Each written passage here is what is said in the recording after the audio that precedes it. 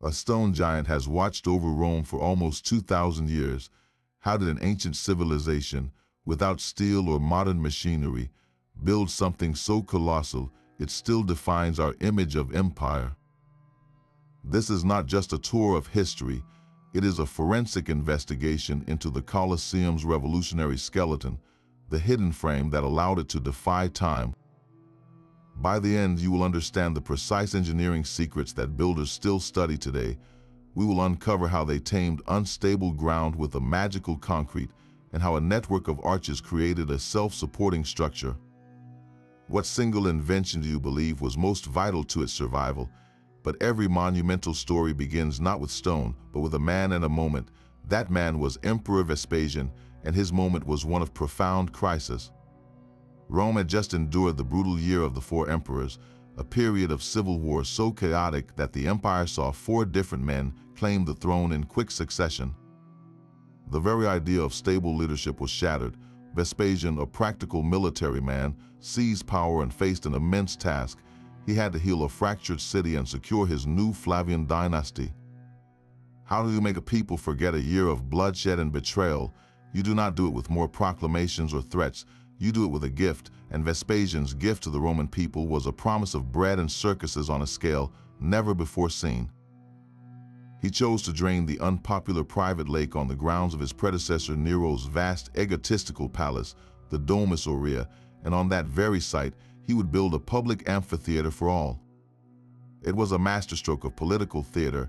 He was literally replacing a symbol of one man's selfish luxury with a monument for the enjoyment of every Roman citizen. This was not just a building project, it was a public relations campaign carved in travertine. But such a colossal gift required colossal funding. The money came from a distant and devastating conflict, the spoils of the Jewish revolt. After his son Titus sacked Jerusalem, the legendary treasures of the Second Temple were hauled back to Rome. The immense wealth, including gold and sacred artifacts, was paraded through the streets and then melted down, its value redirected into the foundations of this new arena. So the Flavian amphitheater, which we call the Colosseum, was born from a dual foundation. It was built with the wealth of a conquered nation to cement the power of a new emperor, a physical declaration that the Flavians were here to stay and that Roman engineering could achieve the impossible. It was meant to be the ultimate statement of control, stability, and sheer prowess. The chosen location was itself a carefully crafted message. Vespasian did not select an empty plot of land. He targeted the very heart of his predecessor's excess, the sprawling Domus Aurea, Nero's golden house. This palace complex was a staggering display of personal greed, a private pleasure dome that had seized vast tracts of the city center for one man's enjoyment. At its center lay an artificial lake, a placid body of water that symbolized everything wrong with Nero's rule. It was private, exclusive, and utterly useless to the citizenry. Draining that lake was the first act of political theater. Can you envision the spectacle, the water being pumped out to reveal the mud below? This was not merely a construction site preparation. It was a purification ritual. On the ground where a selfish emperor once sailed his personal barges, Vespasian would erect a monument for the people. The Colosseum was not just built on stable ground, it was built on the erased memory of a tyrant. By constructing the world's greatest amphitheater for public games right there, Vespasian was performing a powerful act of restitution. He was literally giving the land back to the people. Every block of travertine laid upon that drained lake bed was a brick in the foundation of a new social contract, a promise that the Flavians served Rome, not the other way around. It was the ultimate architectural insult, a communal arena rising from the grave of a private indulgence. The drained lake bed presented a new and formidable challenge. What lay beneath the mud was not a solid foundation, but a treacherous mix of soft soil and marshy ground, completely unfit for the weight of a stone giant. Before a single column could rise, Roman engineers had to perform a kind of architectural surgery, carving deep into the earth to find stability. The plan was audacious: to excavate a vast oval-shaped trench, a foundation ring over 40 feet deep. Imagine the scale of this operation: a hole in the ground larger than a modern football field and as deep as a 4-story building is tall. This was the first true test of Roman organizational genius. Thousands of laborers, a mix of slaves, paid workers, and skilled soldiers, swarmed the site. They worked with simple, relentless tools, iron-tipped shovels, wicker baskets, and sheer human muscle. The soil was heavy and waterlogged, a constant cloying enemy, but the real battle was against the water table itself. As they dug deeper, groundwater would have seeped in, threatening to flood the entire excavation and turn it back into the lake they had just erased. The Romans were masters of hydraulic engineering, and they deployed a network of pumps and drainage channels to constantly bail out the trench, a relentless Sisyphean task. They dug past the unstable layers through the muck and the flowing water until their shovels finally struck the dense, compact blue clay they were searching. This firm stratum was the true starting point, the unshakable platform upon which everything else would rest. The foundation trench was then methodically filled with a carefully engineered mix of concrete, stone, and rubble, creating an artificial bedrock. This was not merely digging a hole, it was the creation of an inverted mountain, a massive, buried anchor designed to grip the earth and never let go. With the deep trench carved down to solid clay, the real magic began. This was not about piling up stones, it was about pouring a new kind of stone, a liquid rock that would harden into something far stronger than anything nature could provide. The Romans filled that colossal ditch with a continuous, unbroken ring of concrete. Picture an elliptical wall buried deep underground, 39 feet thick and 23 feet deep, a hidden donut of immense strength encircling the entire arena. This was the Colosseum's secret weapon, its unseen anchor, and the material itself was revolutionary. They called it opus cementitium, a seemingly simple mix of lime, volcanic ash, and aggregate rubble. But that volcanic ash, known as pozzolana, was the key ingredient. When mixed with lime and water, it triggered a chemical reaction that created a crystalline structure, a binder of incredible durability. This was not like modern concrete that simply dries out. Roman concrete actually cures, gaining strength over centuries as it continues to react with moisture. This meant it was not just strong, it was practically self-healing, and most astonishingly, it could set underwater. For a foundation built in a drained lake bed, constantly threatened by seeping groundwater, this property was nothing short of miraculous. The concrete did not fear the water, it thrived in it, locking the entire structure to the stable clay beneath and creating an immovable platform. This hidden ring, this unseen innovation, is the true reason the Colosseum still stands. While empires fell and cities crumbled, that concrete foundation grew ever more resilient, silently holding up the stone giant above. Yet even this miraculous concrete foundation had a hidden vulnerability. Water, the very element the Romans had drained and conquered, remained a constant, insidious threat. The weight of the structure was secured, but groundwater could still seep in, and torrential rain would inevitably fall. Without a way to manage this water, the entire substructure could slowly turn into a saturated sponge, weakening from within. So the engineers designed a brilliant escape route for the water, carving a network of drainage channels directly into the very fabric of the foundation itself. Picture this hidden world beneath the arena floor, a subterranean maze of carefully sloped brick-lined tunnels and lead pipes. These were not afterthoughts. They were an integral part of the foundation's design, engineered to catch any invading water and channel it away from the critical load-bearing walls. The system worked with simple, elegant efficiency. Groundwater seeping in from the sides would be intercepted by these channels. Rainwater draining down from the arena above after a spectacular naval battle or a heavy storm would be collected and funneled into the same network. All of it was guided toward larger main conduits that acted like arteries, carrying the water out and away from the structure, discharging it safely into the city's main sewers. This was hydrological foresight on a grand scale. They were not just building a foundation to sit on the earth, they were building one that could actively interact with its environment, that could breathe and expel the one element that could bring it down. It is this combination, the unshakable concrete anchor and its intelligent drainage veins, that truly made the foundation immortal.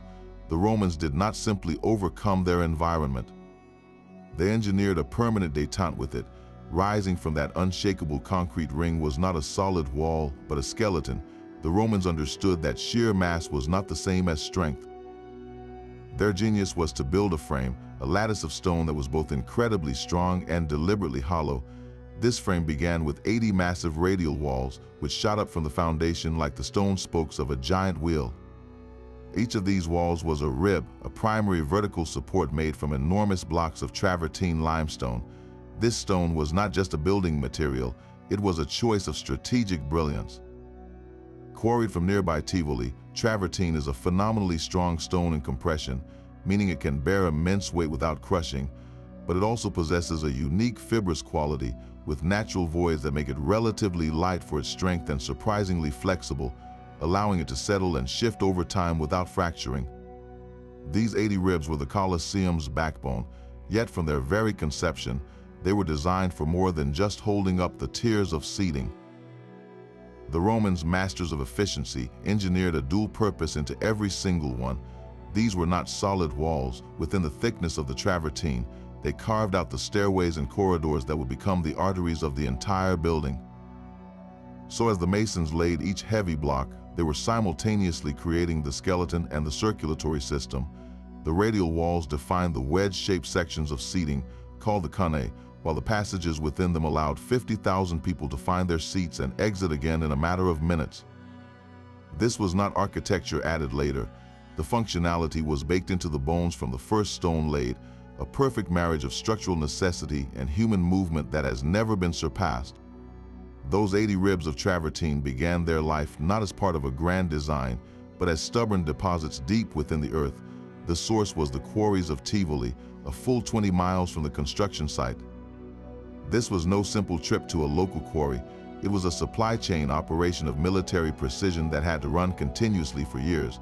The stone itself, a creamy white limestone formed by mineral-rich springs, was perfect for the task. It was strong enough to bear colossal weight, yet its porous, fibrous nature made it lighter than solid marble and gave it a slight flexibility, a crucial quality for a structure that would inevitably settle and shift. But extracting these blocks was a battle of attrition. Teams of workers would first carve deep channels around a single block using iron picks and chisels. Then they would drive dry wooden wedges into these channels and pour water over them. The wood would swell with explosive force, cracking the stone free from the bedrock in a controlled fracture. Each block weighing many tons was then roughly shaped on site. The real challenge, however, was moving them. A journey of 20 miles with such a heavy cargo was an epic undertaking in itself. Specially reinforced ox carts with wheels as tall as a man were loaded using ramps and levers. Teams of oxen, sometimes a dozen or more for a single block, would then begin their agonizingly slow march. They did not follow existing paths. The Romans built a dedicated road, a Via Travertina, just for this purpose, a sturdy highway designed to withstand constant, crushing weight. For the final leg of the journey, some historians suggest the blocks were loaded onto barges and floated down the Anio River to the Tiber, bringing the stone to the very doorstep of Rome. This was a relentless, flowing river of stone, a procession of raw material that stretched for 2 decades, ensuring that the masons at the site never ran out of the bones needed to build their giant. Each massive travertine block arrived at the site as a rough-hewn promise, and it was the Roman stonemasons who turned that promise into precision. Their work was not about brute force, but about a kind of geometric artistry. Before a block could be lifted, its surfaces had to be cut perfectly flat and smooth, ensuring it would bear the weight of the blocks above it with an even, unbroken distribution of pressure. They used iron chisels and bronze saws along with heavy stone hammers, patiently dressing the stone until it was true, but the real genius was in the joints. The Romans did not simply stack blocks one on top of the other, they locked them together. They carved deep trapezoidal grooves into the tops of the lower blocks, creating a socket. Then on the bottom of the new block to be placed, they carved a matching tongue of stone. This is a dovetail joint, a shape that is wider at its base than at its top. When the block was lowered, this tongue slid perfectly into the socket, locking the two stones together laterally. It was a connection that prevented any shifting or sliding, transforming a pile of individual blocks into a single, unified wall. For even greater security, they also used metal clamps, usually made of iron. They would carve a channel across the seam of 2 adjoining blocks, pour in molten lead, and then insert an iron clamp into the liquid metal. When the lead cooled, the clamp was permanently sealed in place, acting like a metal staple holding the stones together. Ironically, many of these clamps were later pried out by scavengers in the Middle Ages, their valuable metal recycled, leaving behind the empty channels we can still see today. The stones, however, remained locked by their dovetails, a testament to the primary strength of the stonework itself. Getting these perfectly cut, multi-ton blocks dozens of feet into the air was the next breathtaking challenge. The Romans achieved this with machines of elegant power, massive wooden cranes that were the pinnacle of ancient mechanical engineering. The most impressive of these was the Colosseum, a compound pulley system powered by a human engine. At the heart of this machine was a giant wooden wheel, a treadmill housed inside the crane's framework. Teams of men, often slaves or skilled laborers, would walk endlessly inside this wheel, their collective weight and motion turning it like a giant hamster wheel. This rotation would wind a heavy rope onto a drum, and through a system of multiple pulleys, the force exerted by the men was multiplied dramatically. A team of just a few men walking inside the treadmill could generate enough mechanical advantage to lift a stone block weighing several tons. The crane itself was a towering wooden frame, stabilized with ropes and counterweights. Operators would guide the block as it rose, using secondary ropes to control its swing, a delicate and dangerous ballet played out high above the ground. The sound must have been immense, the groaning of thick hemp ropes, the steady creak of the massive treadmill, and the shouts of the workers coordinating each lift. It was a spectacle of coordinated human effort, a symphony of simple physics harnessed to build a giant, one precisely locked stone at a time. But the true revolution was not just in the frame itself, but in the very mortar that held it together. While the travertine ribs formed the skeleton, the spaces between them were filled with a material that was in many ways even more advanced. This was Roman concrete, the same miraculous substance used in the foundation, now elevated to build the soaring vaults and walls that defined the interior. Its secret was not a complex formula, but a single magical ingredient, a fine reddish-brown volcanic ash known as pozzolana. When Roman builders mixed this ash with lime and water, something extraordinary happened. It was not a simple paste that just dried hard. A powerful chemical reaction began, creating a crystalline glue of incredible strength. This reaction, a process we now call a pozzolanic reaction, produces a mineral called calcium silicate hydrate. This is the same binder that forms in modern Portland cement, but with a crucial difference. Roman concrete creates a more stable, densely interlocked version of this crystal, and it has a remarkable ability to keep forming and reforming over centuries, especially in the presence of moisture. This means that while modern concrete can deteriorate over decades, Roman concrete actually grows stronger with time. It possesses a kind of self-healing property. If a tiny crack forms, water seeping in can react with unused lime and pozzolana in the mix, forming new crystals that literally stitch the crack back together. This is the fundamental reason the Colosseum's upper walls, exposed to rain and wind for 2,000 years, have not simply crumbled to dust. The concrete was not just resisting the elements, it was actively using them to become more resilient. Modern scientists are only now beginning to fully understand and replicate this ancient technology, a stunning case where our ancestors achieved a durability we still struggle to match. This skeleton of 80 stone ribs created a powerful vertical framework, but the empty spaces between them were a structural liability. Bridging these gaps required an invention of pure genius, the barrel vault. Picture a simple arch, that classic Roman form, but then extended backwards in a straight line. This creates a long, semi-cylindrical tunnel, a continuous arch of stone and concrete. This is the barrel vault, the fundamental building block that transformed the Colosseum skeleton into a fully three-dimensional structure. The Romans constructed these vaults directly between the radial travertine walls, spanning the gaps with breathtaking confidence. The core of each vault was not solid stone, but that miraculous pozzolana concrete, a material that could be poured into wooden frameworks to create these massive, curved ceilings. For stability and a finished surface, they faced this concrete core with a skin of precisely laid red bricks. This brick latticework acted as a permanent formwork, containing the wet concrete as it set and adding tremendous tensile strength to the final assembly. The true magic of the barrel vault lies in its physics. An arch, by its very shape, wants to push outwards at its base, But when you line up dozens of these arches side by side, as the Romans did between the radial walls, the outward thrust of one arch is counteracted by the thrust of its neighbor. This mutual buttressing creates a system of incredible stability. Now imagine the weight of thousands of spectators, along with the massive stone seating tiers themselves, pressing down from above. The barrel vaults did not simply hold this weight, they channeled it. All that downward force was gathered by the curved surface of the vault and then redirected along its curve, pushing outwards and downwards. But where did that force go? It was funneled directly into the 80 radial walls, those mighty travertine ribs. The walls, engineered for immense compression, absorbed this load and carried it straight down through the very stairways people walked on and into the unshakable concrete foundation ring buried deep below. So the barrel vaults accomplished two miracles at once. They created the vast open corridors and ramps that allowed the crowd to flow, and they became the primary system for transferring the entire building's live load safely into the ground.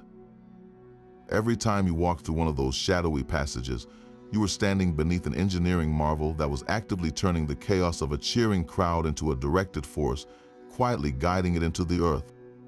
Yet the barrel vault had a hidden flaw. Its long, tunnel-like form created dark, heavy passages that required thick, continuous walls for support. To build higher and open the structure to more light and space, Roman engineers performed a brilliant act of architectural alchemy. They took two barrel vaults and crossed them at a perfect right angle. Where the two curved stone ceilings met, they formed four sharp intersecting arches, a design known as the groin vault. Look up at the ceiling of any great cathedral or grand train station, and you will see the modern descendant of this Roman breakthrough. The groin vault is essentially the skeleton of a ceiling. Those four sharp arches, called groins, act like the ribs of an umbrella, carrying the entire weight of the vault above them. This was a quantum leap in efficiency. Instead of needing massive, uninterrupted walls to support a long tunnel, the entire load of the ceiling was now concentrated onto just four corner points. This meant the walls beneath could be pierced with large openings for arches and windows, flooding the interior corridors with light and air. In the Colosseum's upper levels, this innovation was critical. By switching from heavy barrel vaults to these elegant skeletal groin vaults, the engineers dramatically reduced the amount of stone and concrete needed. They were literally carving out the dead weight from the structure while losing none of its strength. Imagine holding up a heavy blanket. A barrel vault is like holding it up with your entire body, while a groin vault is like supporting it with just your four fingertips. All that saved mass meant the building could soar higher without overburdening the foundations below. This was not just a stronger design, it was a smarter one. It demonstrated a profound understanding that true strength lies not in sheer mass, but in the intelligent distribution of force, a principle that would define great architecture for the next 2 millennia. This intricate lattice of stone and concrete was far more than a hidden framework. It was the direct physical manifestation of the seating itself. Every radial wall and the vaults that sprang from them were meticulously calculated to create the Colosseum's famous sloping bowl, the cavea. The genius was in the stepped profile of these supports. The radial walls were not built to a uniform height. They rose in concentric tiers, each ring of walls taller than the one before it, creating a series of giant ascending steps that spiraled around the arena. Then the barrel and groin vaults were constructed to span between these walls, their own curved crowns forming a continuous, gently sloping ramp that mirrored the final shape of the seating. This vaulted substructure was not a foundation you then built upon. It was the foundation, a ready-made, rock-solid artificial hillside. There was no need to pile up thousands of tons of earth, as in earlier Greek theaters. The Romans had engineered the mountain itself from stone. Onto this perfectly engineered slope, the builders laid the final surface, the gradins. These were the actual stone benches where spectators sat, great slabs of marble and travertine that were simply set directly onto the back of the vaults. So when you sat in the Colosseum, you were not sitting on a pile of dirt. You were sitting on the ceiling of a bustling corridor, your seat a single final stone in a brilliant structural chain that carried your weight down through the vaults, into the radial walls, and deep into the earth. This system also naturally defined the social hierarchy of Rome. The lowest tier of vaults, closest to the arena, supported the prestigious and expensive seats for senators and the elite. The next level of higher vaults held the seats for the middle class, and the highest, steepest vaults, farthest from the action, were for the commoners and the poor. Your social status was not just a matter of ticket price, it was physically encoded into the very skeleton of the building, a permanent monument to the Roman social order carved in stone and space. This towering outer wall was a masterpiece of layered strength and symbolic order. Far from a simple stone shell, it was a structural exoskeleton, a carefully composed frame that gave the Colosseum its unforgettable face. Each of its 3 soaring tiers was governed by a different set of architectural rules, a progression of styles that any educated Roman would instantly recognize. The ground floor presented a vision of masculine power with the sturdy, no-nonsense Doric order. Its engaged columns, which were half columns attached directly to the wall, had simple fluted shafts and sat on plain platforms, projecting an aura of unshakable stability. Directly above it, the second tier shifted to the more elegant Ionic order. Here, the columns were taller and more slender, each capital marked by its distinctive spiral scrolls, known as volutes. This introduced a sense of grace and refinement, a visual release from the heaviness below. Finally, the third tier reached its climax with the ornate Corinthian order. These columns were crowned with elaborate capitals carved into the shapes of acanthus leaves, a symbol of flourishing life and artistic achievement. This vertical procession from the severe Doric to the ornate Corinthian was a deliberate narrative in stone, reflecting a cultural belief in ascending from the earthly and practical to the celestial and beautiful. But this was far more than an architectural lesson. Each of these columns and the horizontal entablatures that sat atop them was a fully functional part of the building's frame. The engaged columns acted as vertical ribs, stiffening the massive travertine curtain wall against the wind and lateral forces. The entablatures, in turn, functioned as continuous stone beams, tying the entire structure together and helping to distribute the immense loads from the vaulted ceilings within. The wall itself was a colossal jigsaw puzzle of travertine blocks, each one precisely cut and locked to its neighbors. The primary bond was the same dovetail joint used in the interior, carving a tongue and socket that prevented lateral shifting. But for the outer wall, facing the elements in public view, the Romans added a second layer of security. They carved deep U-shaped channels across the seams between blocks and set heavy iron clamps into them. These clamps were then sealed in place by pouring molten lead over them, creating a permanent metal staple that bound the stones together. This dual system of stone joints and metal clamps transformed thousands of individual blocks into a single monolithic curtain, a load-bearing skin that was both breathtakingly beautiful and brutally strong. The wall was not just a facade, it was the final perfected expression of the Roman frame, where art and engineering became indistinguishable. That magnificent outer wall was far more than a beautiful stone curtain. It was a colossal counterweight, a giant buttress in disguise. Every single one of those internal barrel vaults and groin vaults generated a powerful, invisible force pushing outwards. Without something massive to push back, the entire structure would have slowly, inevitably torn itself apart. The outer wall was that something. Its sheer, staggering mass and its continuous elliptical shape were the perfect response. The outward thrust from the vaults met the immense inward resistance of the wall, creating a perfect state of equilibrium. Think of it like a tug of war where both sides are equally matched, resulting in a stable, motionless rope. The wall's gentle curve was also a masterstroke of engineering. A flat wall would have been far weaker, buckling at its center under the relentless push. But the elliptical form naturally distributed these forces evenly around its entire circumference, turning a potential weakness into a source of all-around strength. This was a self-buttressing system of pure genius. The frame did not rely on external supports. It used its own components to create a state of permanent, balanced tension, a silent stone-on-stone argument that has held fast for 2,000 years. Beneath the feet of 50,000 spectators lay another world entirely, a wooden stage that was a masterpiece of engineering in its own right. The famous sand-covered arena floor was not solid ground, but a colossal suspended platform, a frame within the stone frame. This wooden deck was a complex grid of beams, likely crafted from dense, resilient oak, designed to perform a near-impossible balancing act. It had to be incredibly strong, supporting the violent chaos of gladiatorial combat and the staggering weight of exotic animals, yet it also had to be porous, riddled with hidden openings for the spectacles from below. The entire structure was supported at its edges by the lowermost radial walls, those same travertine ribs that formed the building's skeleton, but the floor's center could not simply hang unsupported across such a vast space.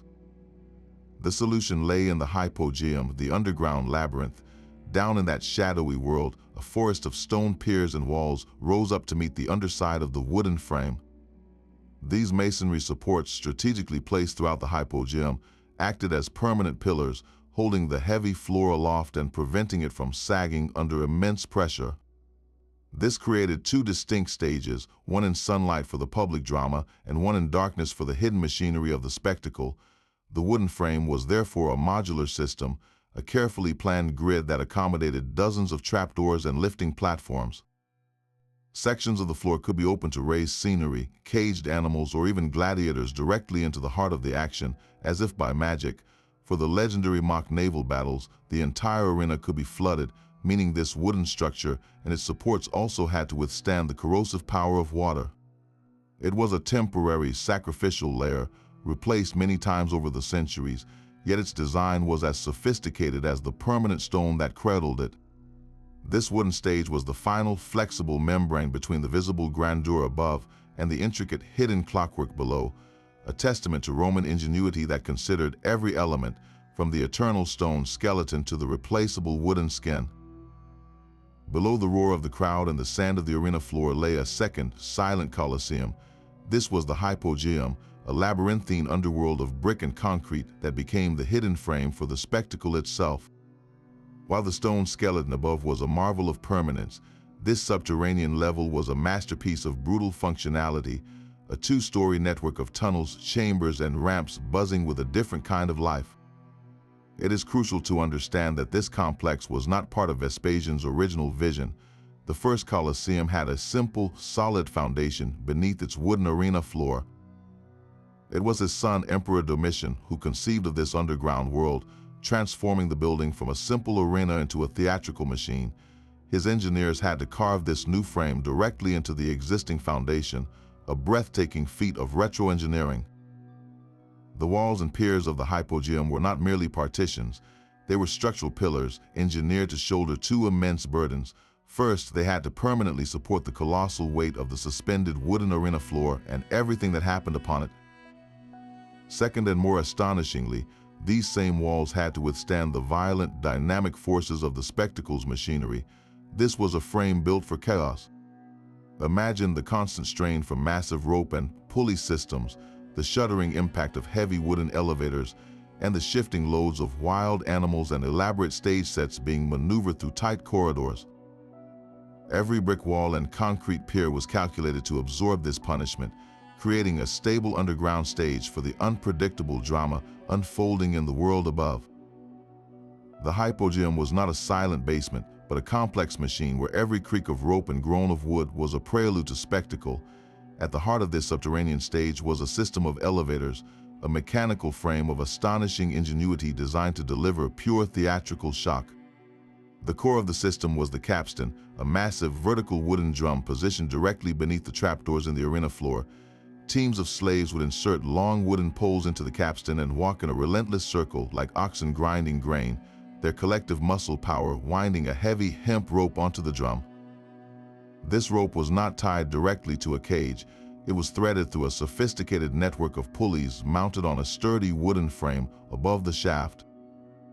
This pulley system acted as a force multiplier, transforming the slow, trudging walk of the men below into a powerful, controlled lift capable of hoisting immense weights.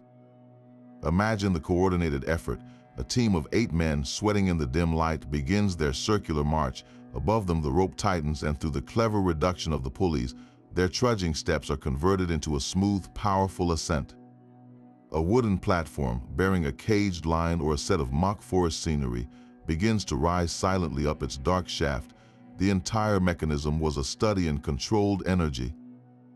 The wooden frames that housed the pulleys had to withstand tremendous strain, their joints reinforced to handle the shock of a sudden stop or the dead weight of a heavy load. The Romans even employed counterweights, heavy stone or lead blocks, to balance the load and make the lifting process more efficient. reducing the physical burden on the men at the capstans. The climax of this mechanical ballet was the reveal. After the platform reached the top of its shaft, it would lock into place flush with the arena floor. A stagehand hidden below would release a simple pin, and a hinged door on the platform would spring open. To the roaring crowd above, a lion would seem to materialize from the very sand, or a group of gladiators would appear as if by magic. This was the ultimate purpose of the hypogeum's mechanical frame, to turn the arena into a place of wonder and terror, where the earth itself could give birth to monsters and heroes at a moment's notice. The real drama was not just the fight in the sunlight, but the precisely timed machinery in the darkness that made it all possible. High above the sand and the roaring crowds, a final frame reached for the sky. This was not a structure of stone, but of wood and rope and canvas, a temporary yet breathtakingly complex system known as the velarium. Projecting from the very top of the outer wall were 240 wooden masts, a forest of timber that formed the primary skeleton for the world's largest awning. These masts were anchored into a continuous stone cornice, and from their heights a vast network of ropes was woven into an intricate radial web. At the center of this web was a giant tension ring, a masterstroke of engineering that functioned like the hub of a colossal wheel. The ropes stretched from this central ring out to the masts, creating a suspended grid of incredible strength. Onto this grid, sailors would haul enormous sections of canvas, stitching them together to form a giant sail that could shade 50,000 people from the relentless Roman sun. The operation was so specialized that a dedicated unit of sailors from the Roman Navy, the classis missinensis, was permanently stationed in Rome for this single purpose. These men were masters of rigging and tensile force, their knowledge of ship sails perfectly applied to architecture. They understood how to tension the ropes so the canvas would billow just enough to catch a breeze without tearing free in a strong wind. This was a tensile structure, a system that gains its strength from being in a constant state of tension, the opposite of the compression that defined the stone skeleton below. The frame of the velarium was a temporary miracle, a floating roof that appeared on demand, proving that Roman engineering mastery extended beyond the eternal weight of stone to the graceful, dynamic strength of a well-tied knot. This architectural frame was not just for holding up stone, it was a meticulously planned highway for humanity. The same radial walls and annular corridors that gave the Colosseum its strength were engineered with a second, equally vital purpose: to process a crowd of 50,000 people with the efficiency of a modern stadium. At ground level, 76 of the 80 radial passages served as public entrances, each one numbered above its grand archway. These were the vomitoria, a name derived from the Latin word meaning to spew forth, and they lived up to their title with breathtaking efficiency. A spectator would arrive, find their designated entrance number on their ticket, and step inside. They were not entering a building so much as they were being absorbed into a machine. They would immediately find themselves in one of the wide, vaulted corridors that ran like circular streets between the concentric rings of walls. From there, stairways carved directly into the travertine ribs guided them upwards. The lower vaulted corridors fed directly into the lower seating tiers, while staircases spiraled up to the higher levels, each one a dedicated route to a specific section of the cavea. This system of radial and annular circulation meant there was no confusion, no cross-traffic, and no dead ends. The flow was continuous and one-way. The entire crowd could be disgorged from their seats and out onto the Roman streets in a matter of minutes, a feat of logistics that would be impressive even today. The genius was in the complete integration of the structural frame with the human frame. The bones of the building were also its arteries, proving that the most enduring design is one that serves not only stone and gravity, but the people who bring it to life. These horizontal passageways were the true heartbeats of the Colosseum, a network of circular streets suspended in stone. While the radial walls acted as vertical spines, the spaces between them and the outer wall created wide, ring-shaped corridors that wrapped around the entire structure at every level. These were the annular corridors, and they functioned with the precise efficiency of a city's main boulevards. Imagine stepping out of a cramped stairway and into one of these vast, vaulted spaces. The ceiling soared above you, held aloft by the very same barrel vaults that were channeling the weight of the building. To your left and right, the corridor stretched away in a gentle curve, disappearing into the dim distance. This was not a dark, confined tunnel. It was an open concourse, a bustling hub where the crowd could decompress and disperse. The genius of this design lay in its separation of traffic. The annular corridors on the ground level served as the main distribution points. Spectators would pour in from the 76 public entrances and immediately merge into this circular flow. From there, they would find the specific radial stairway carved into one of the 80 stone ribs that led directly to their designated seating section. There was no need to push through a stationary crowd or backtrack. The system created a continuous one-way current. If you were headed for the cheap seats high up, you would be funneled into a stairway that led to a higher annular corridor, a circular street on the third level, which would then guide you to your final ascent. This multi-level circulation prevented bottlenecks completely. The upper corridors were not merely copies of the lower ones, they were strategically narrower, reflecting the smaller number of people destined for the highest tiers. Every aspect of the frame was calibrated for human movement. The annular corridors ensured that 50,000 individuals could transform from a chaotic mob outside into a perfectly seated audience in under 15 minutes, a logistical miracle made possible by the intelligent voids within the Colosseum's mighty stone skeleton. That flexible stone skeleton faced its ultimate test not from man, but from the earth itself. Over the centuries, a dozen major earthquakes have shaken Rome, each one a violent tremor that could have reduced a lesser building to rubble.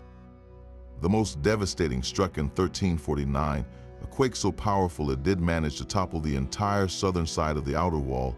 Yet even in that catastrophic failure, the genius of the frame was revealed. The building did not pancake or implode, it sacrificed one section to save the whole. The reason lies in the very design we have been exploring. The interconnected lattice of 80 radial walls and their vaults created a structure that was loosely jointed, not monolithic. When the ground shook, these individual components could shift and sway independently, absorbing and dissipating the seismic energy. They moved like a grove of trees in a storm, bending instead of breaking. This flexibility was a direct result of the building materials. The travertine stone, with its fibrous, almost spongy texture, had a natural give. More importantly, the Roman concrete that bound everything together was not a brittle glue. Its pozzolana-infused matrix created a material that was incredibly strong in compression, yet could tolerate microscopic shifts without shattering. Modern concrete is often more rigid, and under similar stress, it can fail catastrophically. The Roman formula, however, allowed the entire frame to behave as a single shock-absorbent unit. The collapse of the south side, while dramatic, actually proves the rule. The quake's force found a weakness, likely in the foundation on that side, and the intelligent frame allowed that section to fail in a controlled manner, channeling the destructive energy away from the rest of the structure. So the missing wall we see today is not just a ruin, it is a fossilized lesson in ancient seismic engineering, a permanent demonstration of how a building can be designed to lose a battle with nature in order to win the war. The stones of the Colosseum were locked in a powerful iron embrace. Binding the massive travertine blocks of the outer wall were an estimated 300 tons of metal clamps, known to the Romans as scorpions for their gripping, scorpion tail shape. These were not mere pins, but heavy staples of wrought iron and bronze, each one carefully forged and shaped. The process was methodical and brilliant. Masons would first carve deep U-shaped channels across the seams where two blocks met. They would then lower a scorpions into this channel, its legs splayed to fit the groove. The final permanent step was to pour molten lead over the metal clamp, sealing it into the stone. The lead acted as a cushion, absorbing tiny shifts and preventing the harder iron from grinding against the travertine, while also protecting the clamp from rust. This triple-layered system, the stone dovetail, the iron clamp, and the lead seal, transformed the outer wall from a stack of blocks into a single, monolithic ring of incredible strength. It was the final piece of the structural puzzle, a metal web that held the entire frame in a state of perfect tension. Then the world changed. With the fall of Rome, the great amphitheater fell into silence and disrepair. Its practical purpose faded, and for centuries it stood as a quiet giant, a quarry for the city growing around it. But the most systematic act of recycling was yet to come. During the Middle Ages, a new realization dawned. The Colosseum was not just a source of pre-cut stone, it was a literal mine of precious metal. Iron was desperately needed for weapons and tools, and lead was invaluable for pipes and roofing. Gangs of scavengers, often with the tacit permission of powerful families, swarmed over the skeleton. Their target was the scorpions. Using crowbars, hammers, and chisels, they would painstakingly chip away at the travertine surrounding each clamp, prying the valuable metal staples from their stone sockets. It was a brutal, destructive process that left behind the distinctive pockmarks and gashes that scar the Colosseum's exterior today. Each empty channel is the ghost of a scorpion's, a testament to a robbery that stripped 300 tons of structural reinforcement from the frame. This act of vandalism, born of simple necessity, ironically preserved the building in a strange way.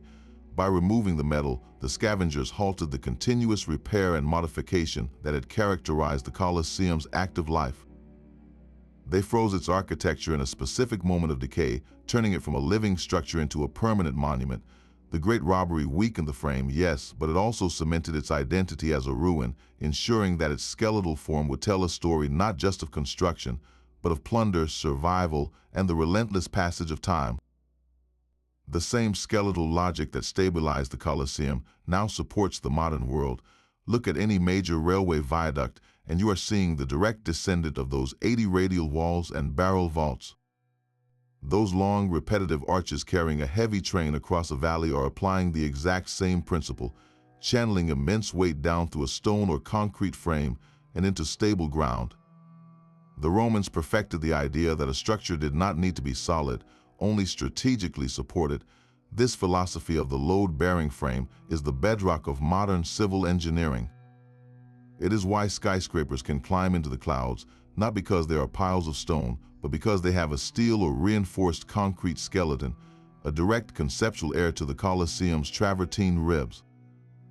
The building's outer wall, that self-buttressing stone curtain, finds its echo in the steel exoskeletons of today's tallest towers, where the entire skin of the building works as a single, rigid frame to resist wind and gravity. Step inside any modern sports stadium and you are walking through a 2,000-year-old blueprint. The efficient circulation of 50,000 people, a feat that still defines a successful arena, was solved in Rome. Our stadiums use the same radial and annular design, with vomitory tunnels and ringed concourses that are direct copies of the Colosseum's circulatory system. The seating bowl itself, that perfect slope offering an unobstructed view, is still engineered as a series of stepped concrete supports, a modern artificial hillside built exactly like the Roman cavea. Even the materials have a direct lineage. The quest for a perfect, durable concrete was reignited by the mystery of Roman pozzolana. Modern engineers, after centuries of using concrete that crumbles in decades, are now actively developing self-healing concrete that uses similar chemical principles to seal its own cracks, a technology inspired directly by studying the Colosseum's enduring walls. This is not a vague historical influence, it is a continuous thread. The Roman frame was a prototype so brilliantly conceived that it became a permanent part of our architectural DNA, a silent set of rules for how to build big, build smart, and build to last. This stone giant stands today not as a ruin, but as a living lesson in structural genius. Its 2,000-year journey from a drained lake bed to an eternal icon was paved with concrete that cures itself, arches that channel immense weight, and a skeleton that breathes with the earth. Every innovation, from the deep foundation ring to the soaring groin vaults, was part of a single integrated system. The outer wall pushed back against the thrust of the vaults, the radial ribs doubled as public stairways, and the wooden arena floor floated on a hidden world of machinery. This was not a collection of parts, but a unified frame where every piece served multiple purposes, creating a resilience that has defied earthquakes, scavengers, and the slow erosion of time. Its longevity is no accident. It is the direct, undeniable result of a blueprint that thought in terms of whole systems, of frames within frames, all working in perfect harmony. The next time you see a photo of the Colosseum, look past the arches and see the ingenious frame, a testament to human ingenuity that literally shaped history. What ancient mystery should we decode next? Let us know in the comments below, and do not forget to subscribe.